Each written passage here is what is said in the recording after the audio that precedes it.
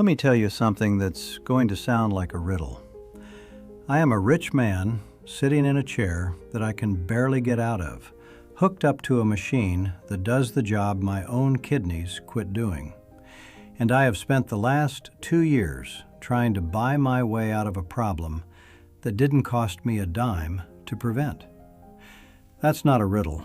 That's just stupidity. Expensive, slow, preventable stupidity.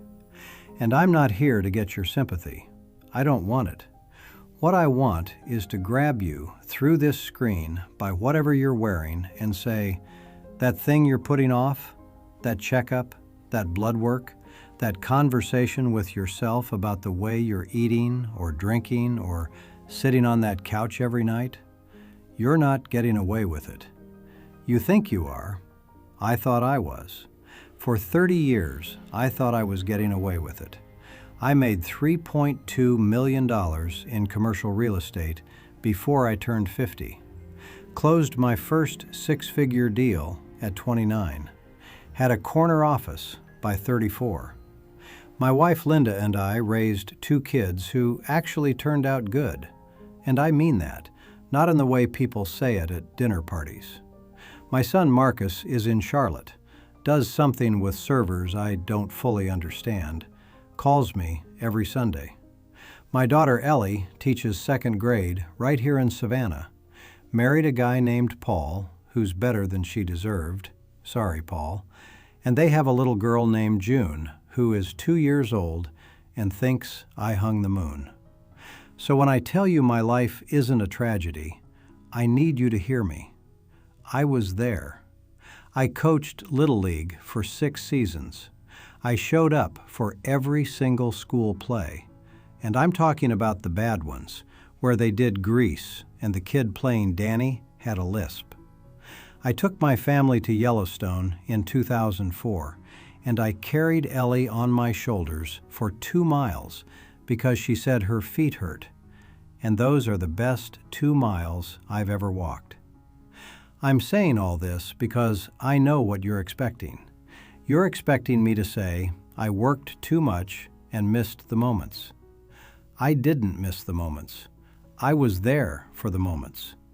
What I missed was something so obvious, it's embarrassing to even say out loud. I missed me. I missed the part where I was supposed to take care of the one machine that makes all the other stuff run. So here's what I need you to do. Right now, open your phone. Look at when your last physical was. If it was more than a year ago, book one. Today. Not tomorrow, not next week. Today. I don't care if you feel fine. I felt fine for 20 years while my kidneys were quietly packing their bags. When I was about 40, I could close a deal over lunch at this barbecue place off Abercorn Street, and I'd eat a pulled pork plate with 2 sides of mac and cheese, sweet tea, and a slice of pecan pie. And then I'd go back to the office and work until 7. Felt like a king. My body was a machine. That's what I told myself. I'd say that exact phrase. My body is a machine. And I was right. It was a machine. One I never changed the oil in, never checked the tires, never once opened the hood. Here's something people don't understand about slowly destroying yourself. It doesn't feel like destruction. It feels like Tuesday. You're not making one catastrophic decision. You're making the same small decision 15,000 times, and each individual time, it's nothing. One more bourbon, one more skipped walk, one more I'll start Monday.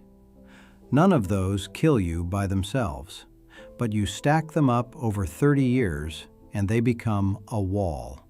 And one morning you wake up and you're on the wrong side of it and there's no door. Think about what you had for dinner last night. I'm serious. Whatever it was it something you chose or something you defaulted to? because I defaulted to fried food and bourbon for 3 decades. And I'm not talking about special occasions. I'm talking about a Wednesday in November, home by 6:30, pour the first glass while I'm loosening my tie, second glass while Linda's finishing dinner, third glass watching whatever game was on, fourth glass because the third one's empty. Every night. Not falling down drunk. Never once. Just steady. Bourbon on a drip, basically. And I'd tell myself it was fine because I never missed work, never got a DUI, never embarrassed myself at a company Christmas party. That's the bar I set. Not, am I healthy? Just, am I functional? And you might be doing the same thing right now with something, not necessarily drinking. Maybe it's the vaping. Maybe it's the energy drinks. Maybe it's the fact that you haven't moved your body with any real intention in 6 months. Maybe it's the sleep. 4, 5 hours, scrolling until midnight, alarm at 5:30, coffee to patch the gap. You're functioning, you're getting through the day, but getting through the day is not the same as being alive, and I need you to really hear that, because I spent 30 years getting through days, and I didn't realize I was using up the days I'd want most. In 2008, my doctor, a man named Dr. Aldrich Simmons, and I remember his face like it was this morning, sat me down and said, "Glenn, you're pre-diabetic. Your A1C is 6.3. We need to make changes now." And I said, and I swear this is verbatim, I said, "Doc, I hear you. I'm going to get to it. I'm going to get to it." Like it was a property I'd look at next quarter, like my pancreas was a deal I could close later. That was 14 years ago. Let me tell you what happened between "I'm going to get to it" and right now. My A1C went from 6.3 to 7.1 to 8.4 to 9.6. My weight went from 252 to 278. My blood pressure needed 2 medications, then 3. My ankles swelled up so bad I couldn't wear the good shoes I'd bought. My kidneys, which are not dramatic organs, they don't send you sharp pains or obvious warnings, they just quietly, politely fail. My kidneys went from stage 2 to stage 3 to stage 4, and by the time I was 60, I was sitting in a chair 3 times a week for 4 hours at a time while a machine cleaned my blood because my own body couldn't do it anymore. 3 times a week, 4 hours a session. Do the math on that. That's 12 hours a week, 624 hours a year. That's 26 full days I spend in a chair letting a machine do what a 30-minute walk and some grilled chicken could have prevented. I have spent more time on dialysis than I spent at Yellowstone with my daughter on my shoulders. Let that sit with you. Now, I'm going to tell you something, and I need you to really listen. If you're in your 20s or 30s right now, your body is lying to you. It is lying to you every single day. It's telling you everything is fine. It's absorbing the punishment like a brand new car absorbs potholes. Smooth ride, no feedback, no warning lights. But underneath the chassis, things are bending. Things are cracking. And by the time the check engine light comes on, the engine is already halfway gone. I want you to go to your kitchen, look in your fridge. Be honest with yourself about what's in there. If the answer is mostly takeout boxes and condiments, that's a choice you're making. Buy 1 bag of vegetables this week, just 1. Cook them badly, I don't care. Eat them with hot sauce. It's a start. That's all I'm asking for, a start. People love to talk about regrets like they're all about relationships. I wish I'd told my father I loved him. I wish I'd spent more time with my kids. And those are real, and they matter. But nobody talks about the regret of having $1.8 million in the bank and needing a kidney you can't buy. Nobody talks about watching your granddaughter run across the yard and not being able to chase her because you get winded standing up from a chair. Nobody talks about the look on your wife's face when she has to help you out of the bathtub. Linda is 60 years old, and she is helping a 62-year-old man out of a bathtub like he's 90. You want to talk about regret? That's regret. That's the kind of regret that doesn't even have the decency to feel dramatic. It's just humiliating and small, and it happens on a Thursday afternoon, and nobody's there to see it except you and the woman you swore you'd take dancing when you retired. Linda and I were going to travel. That was the plan. Sell the commercial properties, cash out, travel. She wanted to go to Portugal. Has a picture of Lisbon on her phone she's been showing me for 6 years. We were going to rent one of those apartments with the tile floors and the balcony, and drink wine, and eat sardines, and not answer the phone for 2 weeks. You know where we went instead? The Savannah Kidney and Dialysis Center, 3 times a week. There's no tile floors, there's linoleum. And the only thing on the balcony is the HVAC unit.